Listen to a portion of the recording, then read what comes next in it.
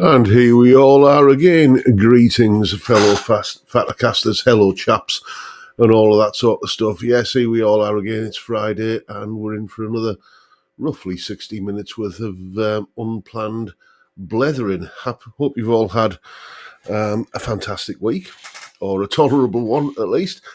I finally seem to be, despite the cough, I finally seem to be on top of the man flu, which I don't mind admitting knocked me on my backside for a few days, but I still kept working though, because it helps to have something to take your mind off how miserable you're feeling. But anyway, we're having a beer. Cheers, everyone.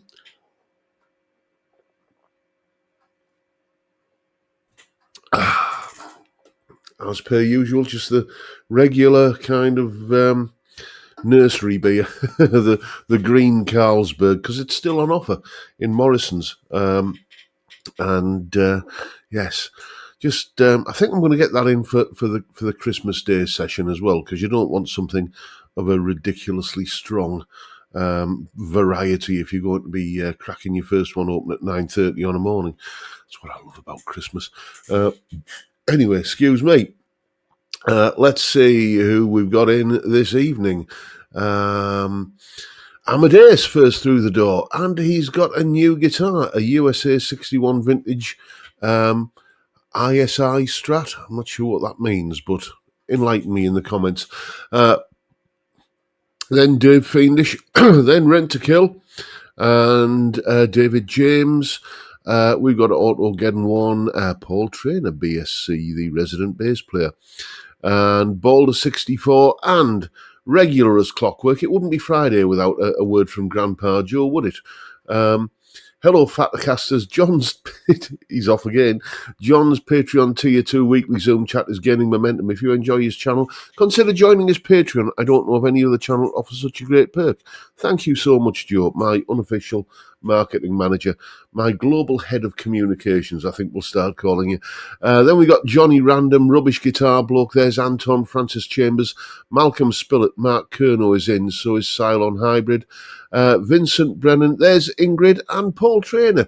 Your generosity knows no bounds, mate. Thank you so much for that. Every week, a couple of quid in the tip jar. Much appreciated. It will go towards tonight's kebab shop offering, because we seem to have migrated curry to a Saturday in the Robson household at the moment, and so I've got to just get on the blower to the local kebab shop and order this evening's sustenance in a bit. So anyway, we've got PFY guitars.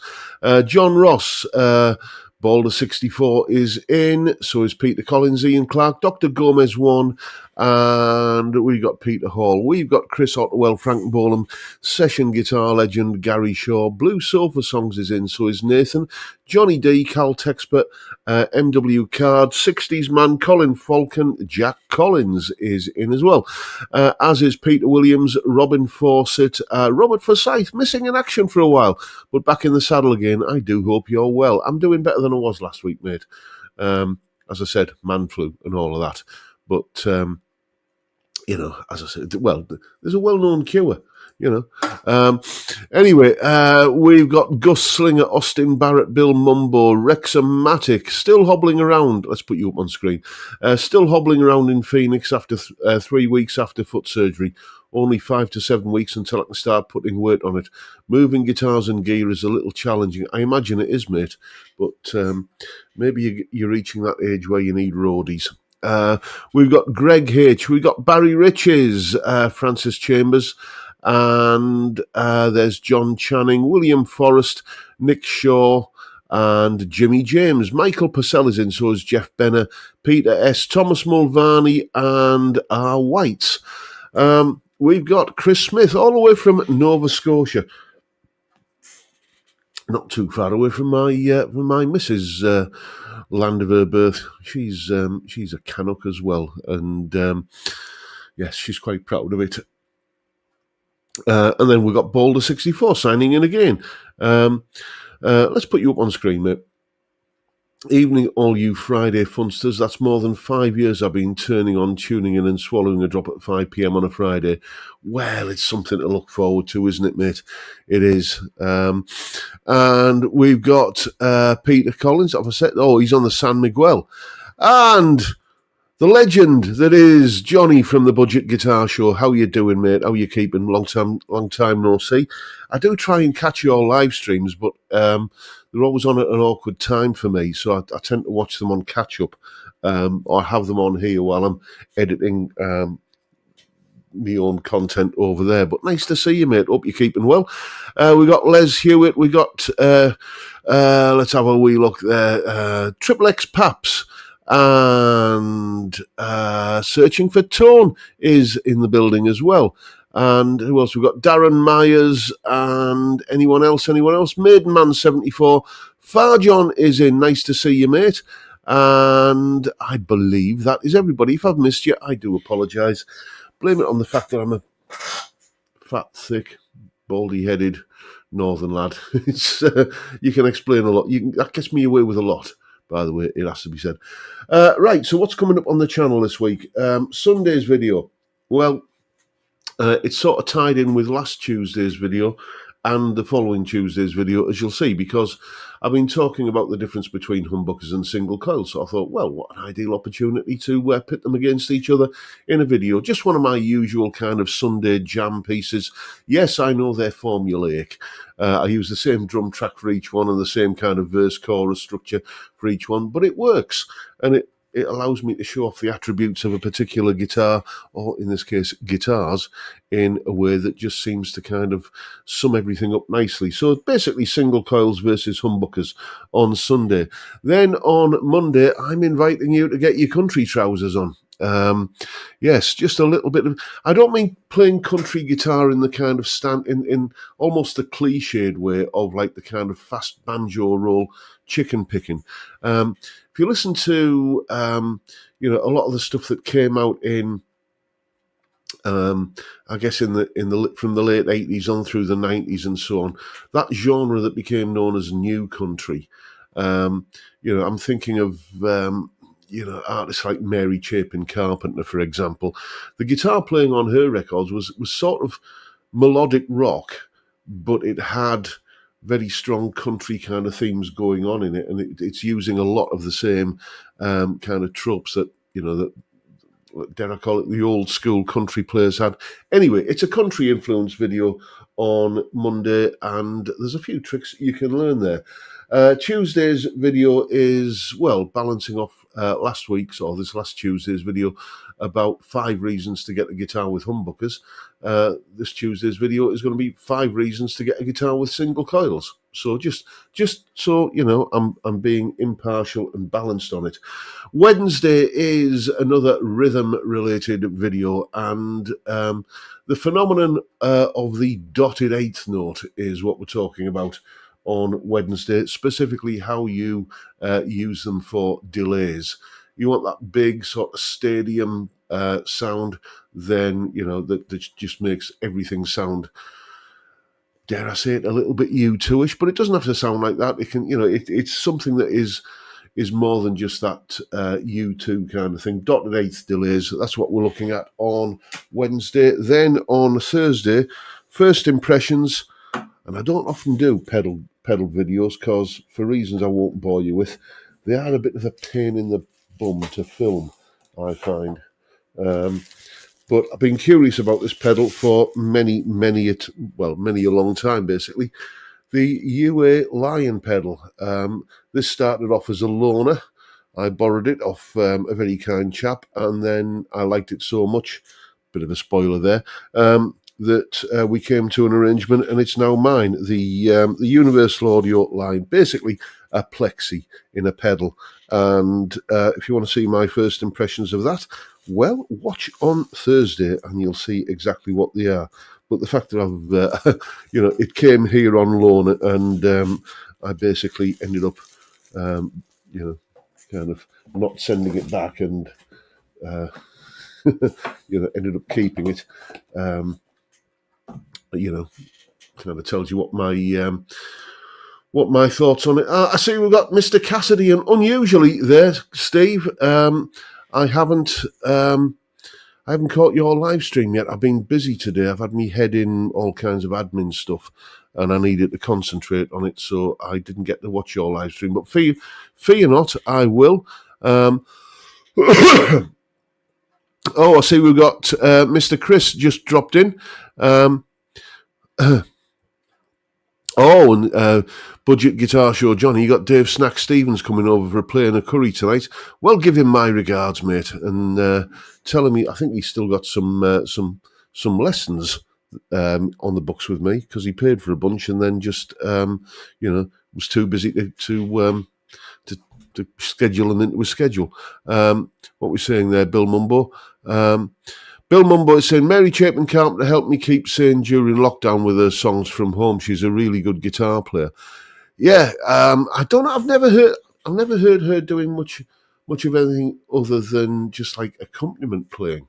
So I couldn't comment on her guitar skills, but I'll take your word for it, mate. I was convinced on that debut album of hers, Come On, with The Hard Way, and He Thinks He'll Keep Her, and I Feel Lucky, and loads of great songs on there. I'll Take My Chances. That's another great one off that album. I was convinced that was Tim Pierce playing on that, but it wasn't. It's like, when you kind of think you talk yourself into believing it, but no, it isn't. But I thought it was. But that kind of melodic guitar playing is the kind of thing I'm focusing on Monday. Anyway, you'll also be overjoyed, no doubt, to know that I checked the my Dropbox folders earlier on today, and what we had to cancel viewers' guitars last week because my Dropbox folders hadn't synced from one machine to another. So there were no pictures of viewers' guitars in the requisite folder on this machine. That has now been rectified. I got to the bottom of it, and so they're all basically going to look at last week's viewers' guitars this week. Does that make sense? Well, it does to me anyway, and that's all that matters. And since I put out the SOS for Viewers' Tales, that has come up trumps as well. So I was completely out. No more amusing or heartwarming or interesting or whatever kind of anecdotes from you chaps about your escapades in the land of music. I've had a few come in, so we'll be looking at one of those tonight as well. But the main thing I want to talk about, just before we get into anything else, is, yes, there's been another product release, hasn't there? And all of the usual suspects, they've all been full of, reviews. Yeah, reviews, we'll call them reviews, of the IK Multimedia Tonex plug. And you know what? It's another game changer. You need to buy it. It's absolutely fantastic in every way. And it will just be absolutely mind-blowing, and you need to get it. And but as soon as you get it, though, start saving up for the next thing that's going to be the next game changer. In fairness, I mean, I watched Dagan's video on it, where he did like 12 different distortion tones from it. But that's Dagan, isn't it? And I watched a little bit of Henning's video, and there was one other that I caught. And, I mean, it seems impressive. And at 150 quid, I can't think of a cheaper way of getting into that sort of amp capture way of doing things, unless you're using, there's obviously the free version with NAM profiles, and so on, and which you can load onto a Vailton GP5, or doesn't the Sonicake Pocket Master do those as well? But anyway, it's a very, very affordable way of getting amp captures and getting into that Tonex ecosystem if you're into that sort of thing. And I was genuinely impressed with the tones that came out of it. But I know I would not, if I spent 150 quid on one of those things, it'd be like I'd be using 3 quid's worth of whatever I'd bought, because all I'm ever going to do is, right, let's dial it in to sound like a Marshall, and then just gaffer tape it all down and forget about it. the effects sounded great, but I always record without effects anyway because I had them in Reaper on there. I can monitor, I can be playing and have the biggest reverbs and delays and everything that I want as I'm recording, but they're not printed onto the sound. They're being applied to the sound as I'm recording it and monitoring it. It's not kind of embedded into the actual tone that I'm recording. And if you record with all of those kind of effects on, then you can't change your mind. You can't think, oh, that delay sounds a little bit overpowering, I need to dial that back. You can't. So that's I must admit, after a few glasses of amber relaxation last night, I did have the laptop open and I was thinking, you know what, actually, that solves a Christmas present for the missus, doesn't it? Because otherwise it's just going to be yet more socks and undercrackers. So I did think, yeah, maybe, and then then common sense kicked in and thought, no, and you've got to scroll through an app on your phone and everything, and in the end, I realised that yes, I was just being a bit silly and beery, so I thought better of it, but it does sound impressive. It's just not something that I have any use for. But it's just the thing that got me was every bloody video. Oh, game changer. Oh, fantastic. Oh, game changer. Fantastic game changer. And you think, yeah, we've been down this path before, haven't we? But there it is. 'Tis what it is, I suppose. Oh dear me, that one didn't touch the sides.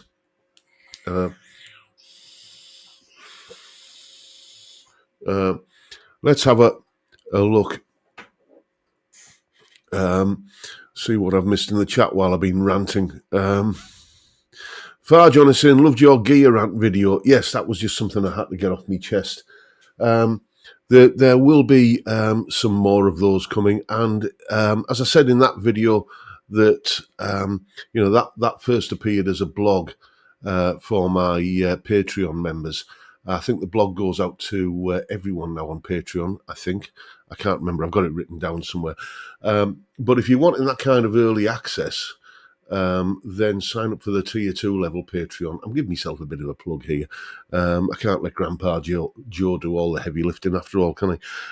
Sign up for the Tier 2 level Patreon because you get videos like 6-7 weeks in advance. The same videos that go out on YouTube with the tabs and everything. Some people everybody on the Tier 2 Patreon are already seeing the kind of stuff that I'm going to be putting out in the run up to Christmas because it's all up there already. Les Hewitt is saying, what software do you use, John? I'm using Cubase 14. I'm using Reaper and have done for many, many years. I started off way back 25 years ago when I first started recording on a PC. I started off with Cakewalk Pro Audio 9 and then migrated to Cakewalk Music Creator and then onto Cakewalk Sonar. So I was very much in that Cakewalk environment. And, then Cakewalk sort of, they went bust or Gibson bought them or something happened. And I know it's since become available. Budget Guitar Show. Thank you so much, Johnny, for the curry fund. You are a gentleman and a scholar, sir. Thank you very much. That is much, much appreciated. Yeah, thank you. You're very, very kind. And then I just thought, I was hearing Glenn Fricker talking about Reaper all the time, so I just downloaded it. And it was just instantly intuitive to use. So I've been using it ever since.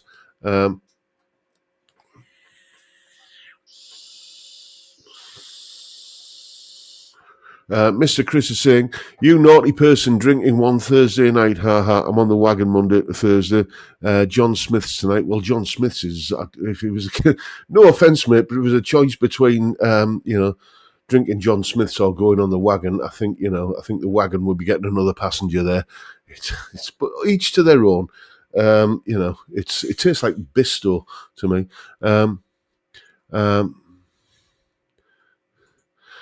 Peter Hall saying, so the last Fender Standard and today's plug-in will be a double game changer. Game changer. Yes, probably, mate. Um, uh, uh, what are you saying there, Michael Purcell? What if Johnny Ive, former Apple designer, did a pedal? Well, what if he did, mate? I had my experience with Apple equipment is I had one of the original little white iPods, however many years ago. They were the latest thing. I had one of those, and it was great until it stopped working, and and then got it working again, and then it stopped working, and I just, in the end, thought, nah, not for me, and I ended up getting a different MP3, and like everybody now, my MP3s are on my phone, which is Android.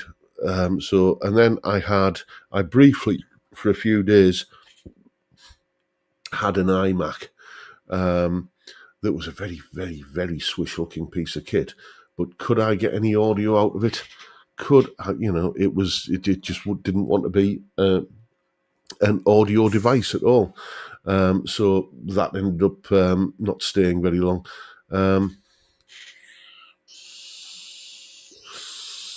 Thomas Mulvaney correctly says it's not a game changer unless it's disrupting the industry. Yes, just, a new product, which is basically this Tonex plug is basically just a headphone amp that doubles up as a recording interface. Which my experience of those things working well as recording interfaces without latency is somewhat patchy. It's a similar product to what Fender already make with the Mustang Micro, and there's what's that other brand, New X do things like that as well. So it's just IK Multimedia entering that market, a market that already exists. It's not a game changer by any stretch. I mean, it's probably, as I say, that the tones I heard on offer from it were convincing and good and everything. That's the thing with these things. Do you get that as well? Somebody will be demoing a product, and they get all kinds of fantastic tones out of it, and you get one, and it sounds like an asthmatic bee farting in a force 9 gale. It just, I can never ever kind of get it. Just even when I say, oh no, I'm just going through the presets, I go through those same presets and they sound terrible. And and you've got to start faffing around with USB cables and an app, and the Bluetooth won't connect, and you've wasted half an hour before you've even really kind of done anything with it. And it's just, maybe I'm just a dinosaur, maybe I'm just a confuddled old tosser, which has been said, but I just can't seem to get to grips with them in a way that I find enjoyable or easy or accessible. So, where are we? Gary Shaw, AirPod Pros. I love them, noise cancelling, and that's great. I've got a pair of earbuds that I regularly plug in. I don't know what they are, just some no-name brand off Amazon, and they're noise cancelling. And to my muddy old ears, the sound quality is absolutely blob on. I don't kind of find myself, thinking, oh, I'm going to have to replace these. You remember when MP3 players were the thing? When you had your little, maybe, I don't know, 512 megabyte MP3 player that you could, and you were going on holiday, so you had to be very, very kind of judicious about what music you put onto it, because you couldn't fit anywhere near an entire record collection on it. And, it came with a set of those kind of little wired earbuds that basically sounded like the music was being played through a 1970s cassette player. Yes, but headphone technology now there is something that is a game changer. Headphone technology has really improved in recent years. Let's have a look, see what else I'm missing in the chat while I'm blethering. I'm blethering a lot tonight, aren't I? Boulder64, the secret to getting a great tone is to use a guitar with twin P90s. There's a lot of truth in that, mate. I will admit to that.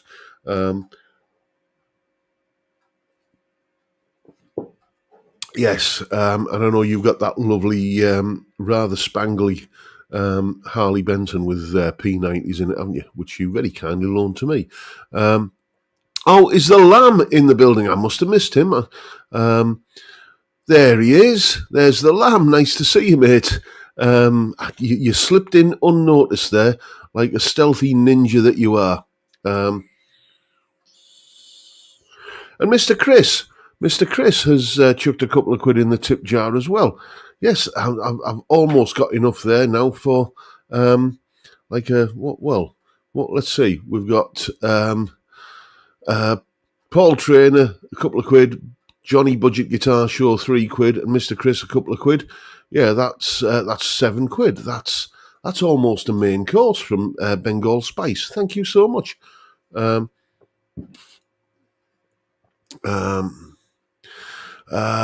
El Duderino, I got some really cool Bogren digital plugins for Logic, emulates Marshall so good. Also the EVH 5150. Bogren, isn't that the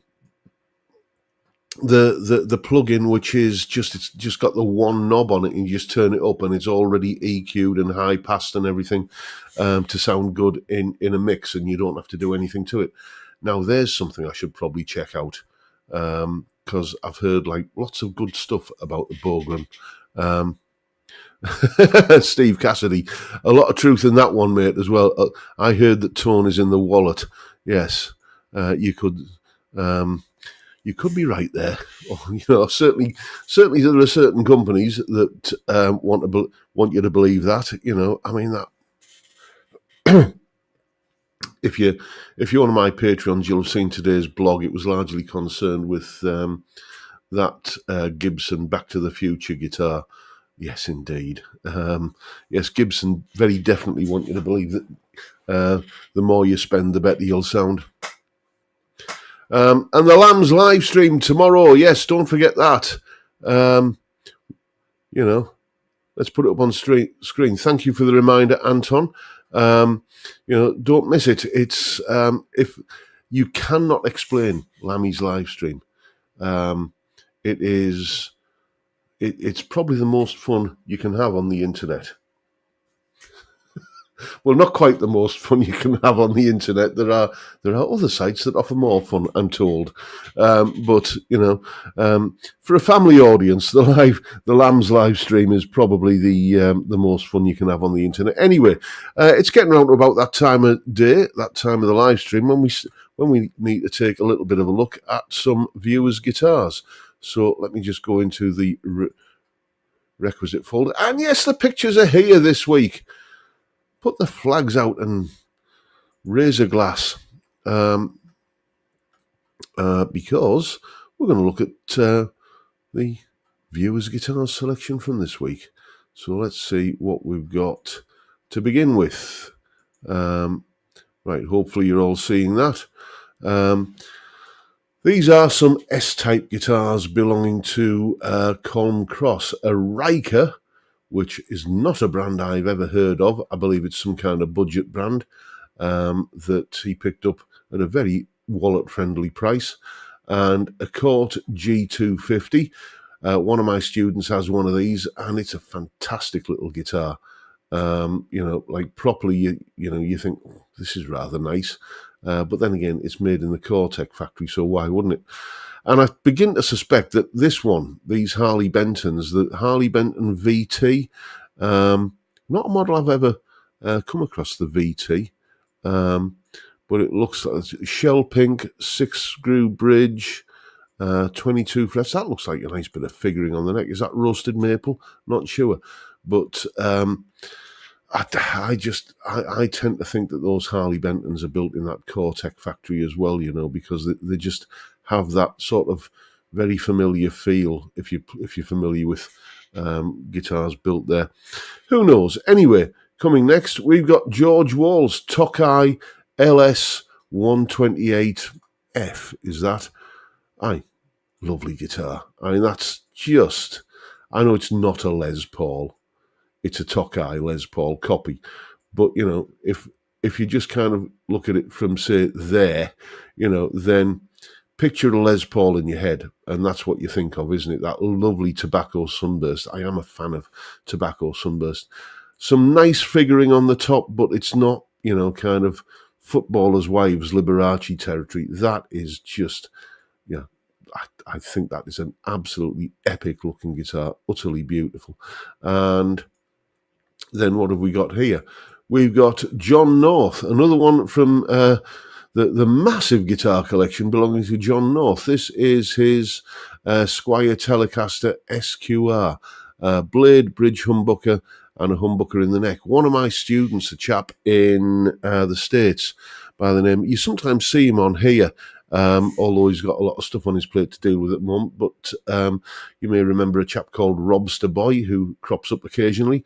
Well, he has this very same guitar, and he's got quite a few guitars. He's got like a USA Strat. He's got a Core PRS. He's got a couple of Epiphones. He's got guitars. Let's put it that way. And this one of his is his favourite guitar, hands down.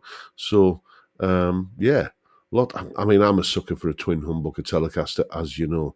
And there's just something about the clean lines of that white colour scheme there. It looks very, very appealing. And another John North guitar. This is the Squier 40th Anniversary Telecaster. A guitar which, not this actual one, but this model, my pal David loaned me a little while ago, and I was mightily impressed with it. I'm not sure how I feel about block inlays on a Telecaster. It's just, I don't know. It wouldn't be a deal breaker, but I don't know. There's a little bit of dissonance there for me on that. But I remember playing that guitar, and it was an absolute beautiful thing.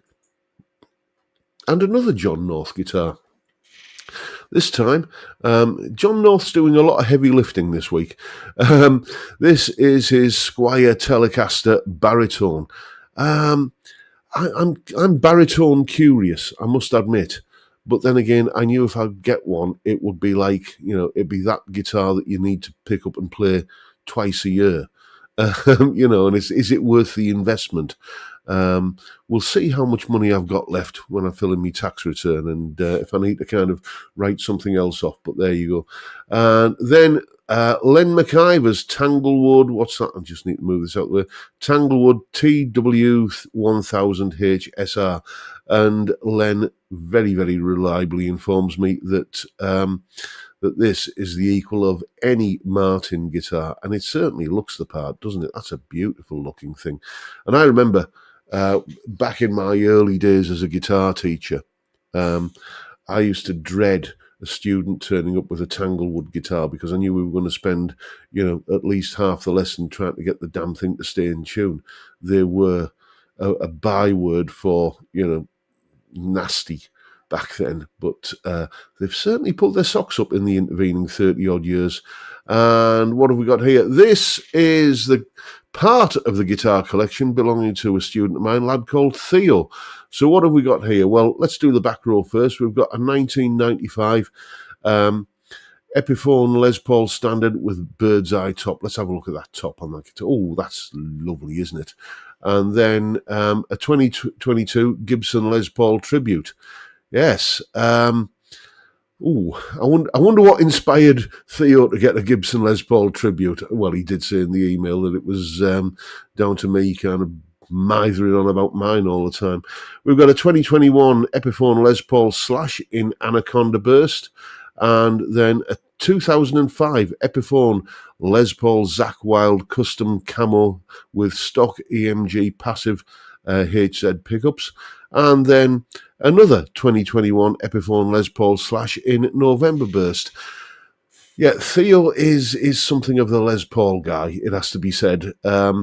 And the email that accompanied these pictures, or this particular picture, said that, the viewer's guitar slot has been looking a little bit Telecaster heavy lately, so he wanted to redress the balance. And what a lovely bunch of guitars there.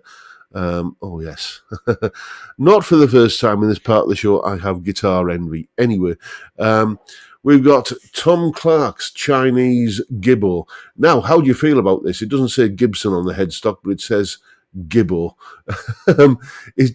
Does that infringe anyone's copyright? Well, I mean, the headstock shape alone would, I suppose, but, again, you picture an Explorer and it's that colour, isn't it? That sort of blonde Carina kind of colour. And I think we might have some more of Tom Clark's guitars here. Yes, made in Japan Fender Tornadoes, not a model that I'd ever heard of. And it's kind of like what you'd get if a Telecaster and a Jazzmaster loved each other very much and hugged in a special way. This would be the offspring. It's the racing stripe as well. It's kind of it's so kitsch. It's cool. I quite like that. Yes, lovely looking guitars. And then another Tom Clark, not a Telecaster one this time. This is one of his many Strats that he sent me pictures of. So looking at that, we seem to have a twin point bridge, noiseless pickups, and a 22 fret neck with abalone inlays. So I'm going to say that is, and I do have this in the email, but I suppose the big clue is there that it says USA on the label. So yeah, that's a USA Strat of recent pedigree, I suspect. And there you go, folks. That is this week's delectable selection of viewers' guitar picks. I need a little bit of lubrication after all that effort. Oh, there we go. Peter Collins saying, I always fancied a Tornado. Not a model I was even aware of until Tom sent me those pictures. And let's just have a bit of a scroll up. And we'll have a look, see what you've been blethering out while I've been looking at guitar pictures. El Duderino is saying, why would you name your brand Tanglewood? It's like, it's I think it's something to do with the translation. It's like the Tokai Strat copy is called the Springy Sound, isn't it? And and what's the Telecaster? The Breezy Sound.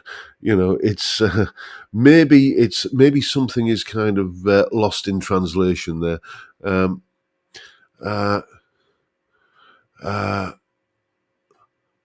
Chris Otterwell is saying, here in let's put you up on screen, mate. Here in San Diego, visiting a relative, only an hour away from the Fender factory in Corona. Disappointed to find they no longer do factory tours, nor do they have a visitor centre. That's a shame. Grandpa Joe of this parish is, he recently did a factory tour at PRS. I say recently, within the last year or so, and got to meet the man himself.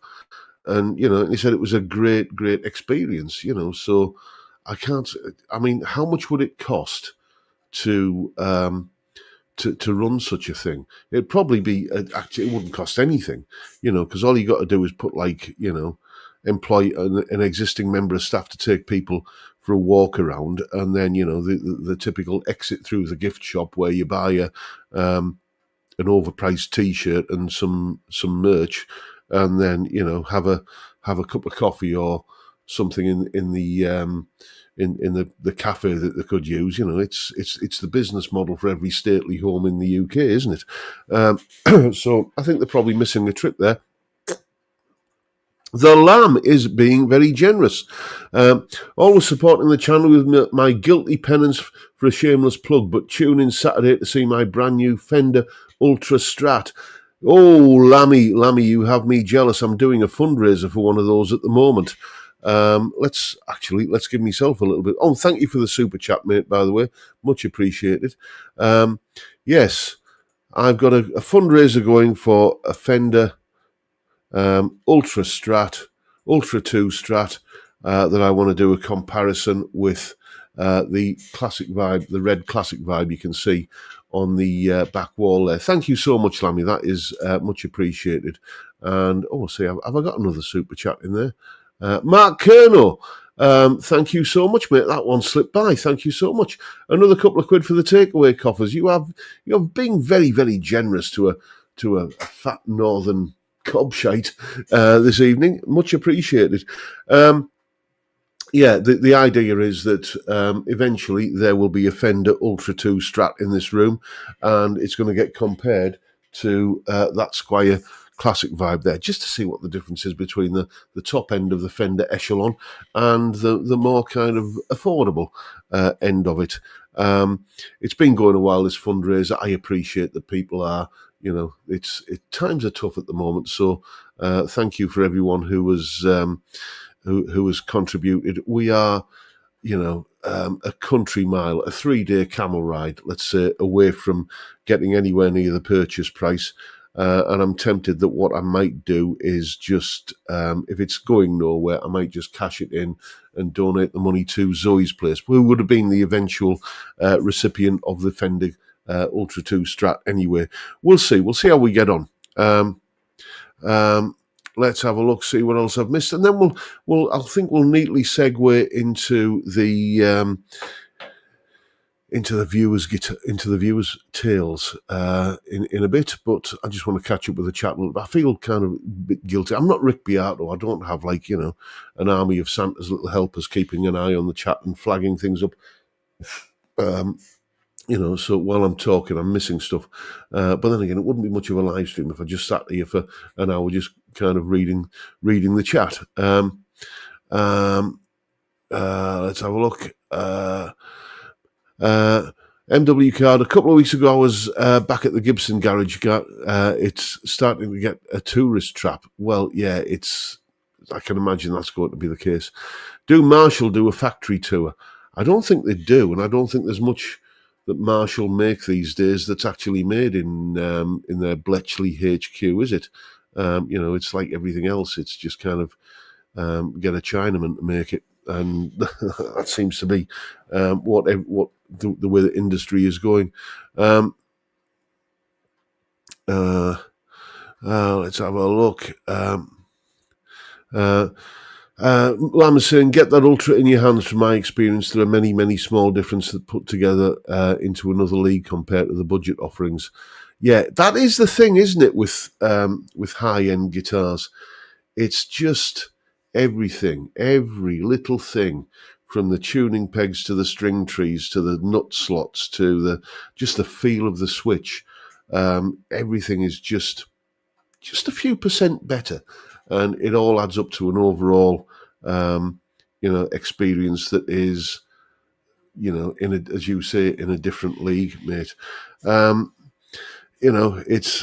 got to tell you though, there are not many guitars that I'm gassing, if any, that I'm gassing for at the moment. Ever since this, yes, I'm still doing that thing of getting up in the middle of the night because, middle age, beer and everything, and having to go for a leak. And, our bedroom is at the opposite end of the landing, and the bathroom is sort of halfway between here and our bedroom. And I'll just kind of, after I've answered the call of nature at, 2:37 a.m., which is, I don't know why, 2:37 a.m. seems to be like the standard time. And I'll kind of pad along the landing and just open the door, flick the light on and go, hello, gorgeous, and then go back to bed. Yes. So I think I've found my soulmate with that guitar.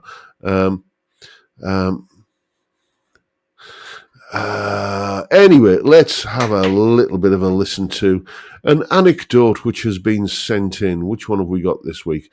As I say, if you have any pictures of guitars that you want to see featured on the live stream, or if you have any, amusing, heartwarming, enlightening, or, any kind of tale at all of your escapades in the land of music, then send them all over. Send it all over to jrguitartuition@gmail.com.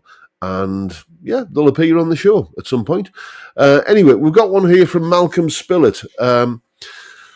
And he starts off by saying, if I've sent you this one before, I apologise, but I don't think I have. And when I read it, mate, I didn't remember it. So, maybe we both got lousy memories. But anyway, this one dates from the 1970s. I was involved in running a folk club in Ilford, East London.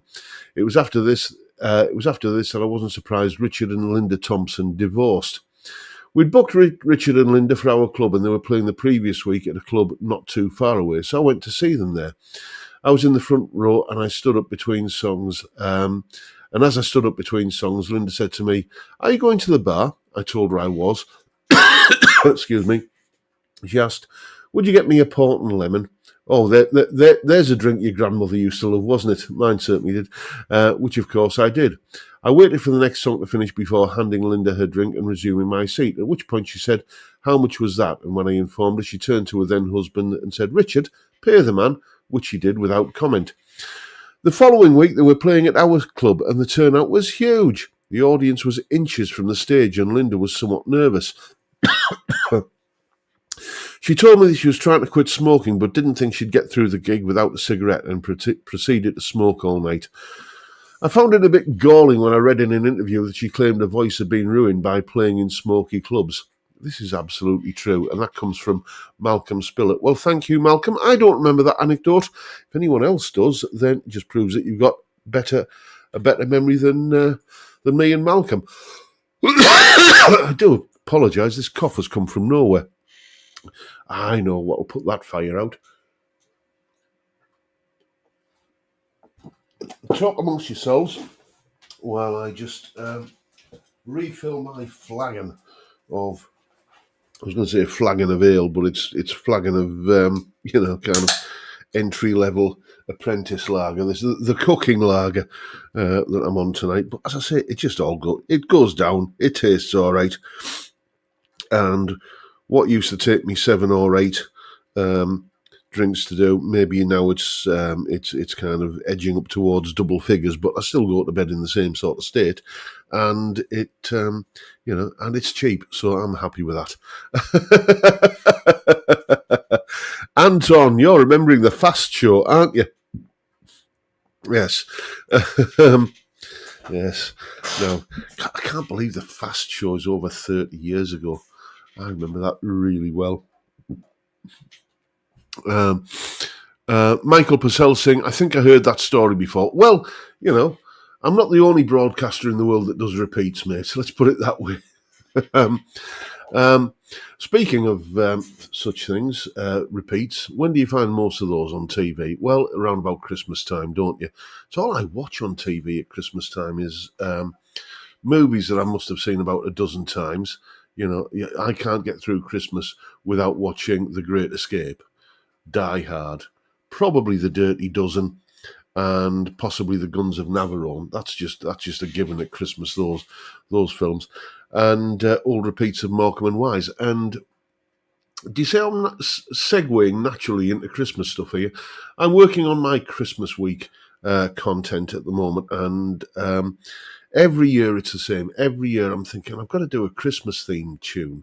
And a couple of years ago we did, me and Lamb and Steve Cassidy did a rocking version of Jingle Bells, which is still available on Spotify and still available on all major download platforms. And anytime you stream that or download it or whatever, all revenue from that goes to Zoe's Place Baby Hospice. So go and check it out. And the video's on my channel as well. Last year I did like a Christmas medley, and every year I'm thinking, what am I going to do for a Christmas tune? And, well, all I will say about this year's offering is that weird sound that you'll hear in the background is Dean Martin turning in his grave. So, that is, that might give you a clue as to what's coming up. It'll actually be going out on Christmas Eve. I've got the basic backing track done, and I've got to do the lead parts probably over this weekend. And as I say, all you wonderful people who support me on the Tier 2 Patreon side of things will probably get to see that video next week. So I'll be at least in a small way, I'll be contributing to that kind of ridiculous thing where Christmas starts earlier every year. Raymondo, thank you so much, mate. That is very, very generous of you. You're being very, very kind tonight. It's making me feel rather humble. Thank you so much. Anyway, let's, where are we? We've got 10 minutes left. Let's try and cram as much in as we can. The Lamb is saying, I had the fortune of meeting a few of the Fast Show cast in a social situation a number of years ago. Closest I've come to self-diagnosing with Tourette's. Yeah. If anyone outside the UK is unaware of the Fast Show, it was like a comedy skit show in the early to mid-90s. And apparently one of its biggest fans was Johnny Depp. I think he actually had a cameo in one. This chair needs some oil on it, doesn't it? I think he actually had a cameo in one episode. And just so many great kind of one-liners, catchphrases and stuff. Anton picked one out earlier. Just a guy who used to say "arse" all the time.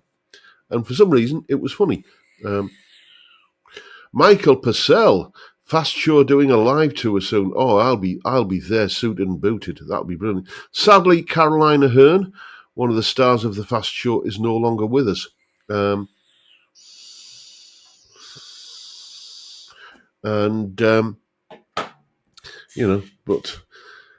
time is a cruel mistress, I suppose. El Duderino, the wife started Christmas decorating last week. Yes.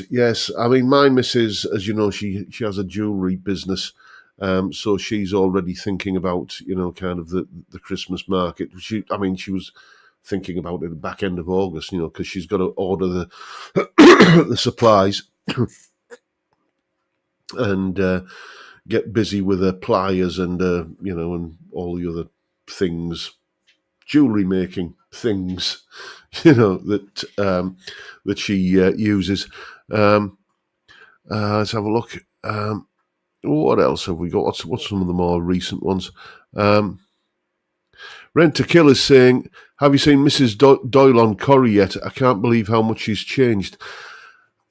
Yeah, I think I have. I don't, I've said I've got a pair of earbuds that I plug in when the wife's watching TV. Because TV is basically my missus. That's she's teetotal. She doesn't drink anymore. She had a really bad hangover about 20 years ago, and she said never again, and actually meant it, which is more than I've ever done. So she doesn't have a beer. She might have a glass of Baileys at Christmas, and that's about it. She's like me. She can't be bothered going out and get, so TV is her entertainment. So she tends to watch all that sort of stuff, I might watch the odd episode of Salvage Hunters or Wheeler Dealers, and that's about it. Or old episodes of Auf Wiedersehen, Pet and Porridge. But yeah, she was watching Coronation Street the other night, and I thought, yeah, when you kind of think, I recognise that person, because I was plugged in. I recognise that person, but you can't quite place it. And then the credits come up at the end, the Pauline McLean, Mrs. Doyle. And you're right, she has changed quite a bit. Mind you, it's like Father Ted was 30 years ago. Of course she's going to change. 30 years ago, I had a six-pack and hair. Boy, have I changed.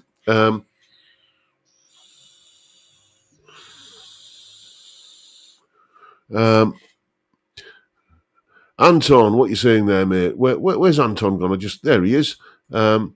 Check out Steve Cassidy's video on a headless guitar after John's live stream. Yes, I should have. Sorry, Steve. I should have given you the usual plug there. Check out Steve Cassidy's guitar straight after this live stream. And don't forget Lammy's live stream tomorrow as well. And don't forget Budget Guitar Show live stream. When's that go out? 6:30 on a Sunday, isn't it, Johnny? I don't know, because I don't tend to catch it live, because it's an awkward time for me. That's usually when I'm up to my elbows in, kind of Yorkshire puddings and making gravy and, peeling tatties and stuff. So it's because that's when we have our Sunday dinner. It's Sunday evening. Can't have a big meal like that in the middle of the day. I'm useless for the rest of even more useless than you might imagine for the rest of the day. It's got to be an evening meal, a big meal like that. So that's usually when you're doing your live stream, Johnny. I'm usually kind of checking the Yorkshire puddings and is it time to put the roasties in yet?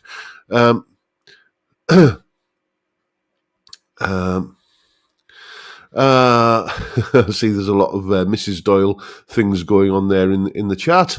Malcolm Spillett saying we start buying Christmas presents in January. Well, I say we, yes, yeah. I mean, Christmas in this house would not exist without Funky Pigeon and Amazon. Funky Pigeon get all of the cards, and Amazon all of the presents turn up. And I have absolutely no idea what I'm going to get Jackie this year for Christmas. And probably about as much as an idea. Well, I'm easy to buy for. If it comes in a tin like that, or if it comes in a bottle with produce of Scotland on the side, then that's me sorted. Add to that the usual, kind of half a dozen pairs of Marks and Spencer's socks and undercrackers. And that's, it's like, I wonder what I'm going to get this year. Bottle of whiskey, crate of lager, and, some underwear and some socks. And, do you remember when you were really excited about Christmas because of the presents? It's the least exciting thing about it now, isn't it? The thing I look forward to was just the time off, if I'm honest.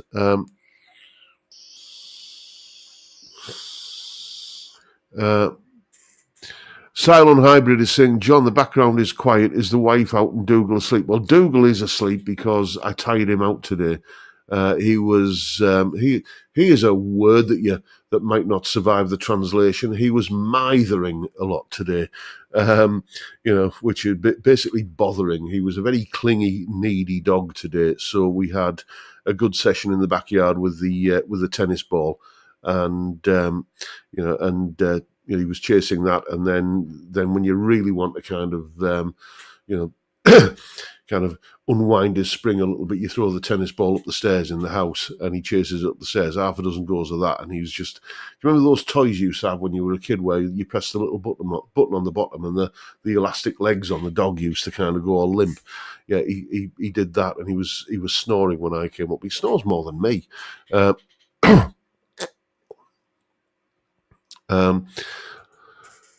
Is anyone else like me? The hangover never kicks in until you try to raise your head from the pillow. I'm going to make a lot of people jealous. Now, I don't tend to get hangovers. It might be just, I might feel a little bit more tired, like I need a couple of extra hours sleep, but the alarm goes off when the alarm goes off and I've got work to do. So, big fat bacon doorstep, bucket of coffee, hot shower, shave, and I'm usually pretty compos mentis after that. But my worst hangovers have always been linked to that evil, nasty, horrible, gut-wrenching tipple called wine. I will not drink it anymore. It's just that's the stuff that always made me feel like you needed to call out the vet and tell them to bring the humane killer. I cannot drink wine. It does not agree with me. And I don't even like the taste. I tried to be a sophisticate and enjoy wine, but it was always a labour for me. So, I just stick to beer and whiskey these days, and it does me no harm at all. In the words of Winston Churchill, alcohol, I've taken a lot more from alcohol than it will ever take from me. And on that note, chaps, thank you for turning up and watching a fat, bald northern lad talk absolute cobblers for an hour.